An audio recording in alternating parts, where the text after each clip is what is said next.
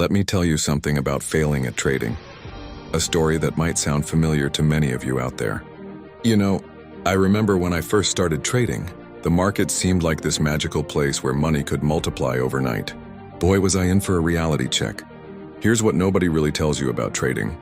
It's like trying to learn how to ride a bike, except the bike keeps changing shape, and sometimes the ground disappears beneath you.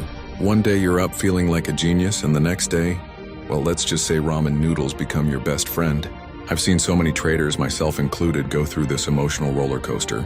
You start with high hopes, maybe even make a few successful trades, and then boom.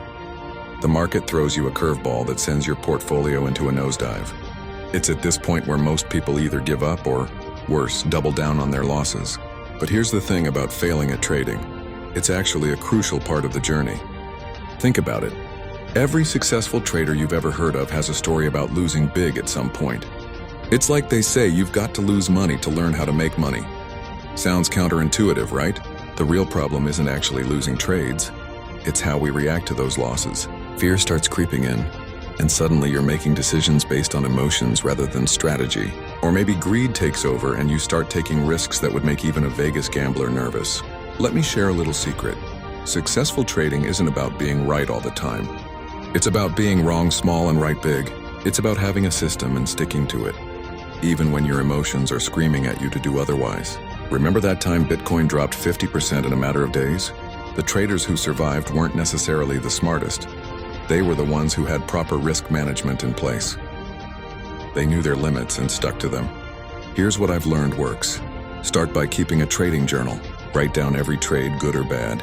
What was your thinking? What were the market conditions? This isn't just about tracking numbers. It's about understanding your own patterns and behaviors. Set realistic goals. If someone promises you'll make 100% returns every month, run the other way, fast. The most successful traders I know aim for consistent, modest gains over time. They're not trying to get rich quick. They're building wealth slowly and steadily. And perhaps most importantly, treat failing as feedback, not failure. Each lost trade is a lesson in disguise. What went wrong? What could you have done differently? These aren't comfortable questions, but they're necessary ones. The market will always be there tomorrow. There's no rush. Take your time to learn, develop your strategy, and most importantly, develop the emotional resilience to stick to that strategy when things get tough. Because they will get tough. That's just part of the game. Remember, every successful trader you admire today was once exactly where you are now. The only difference?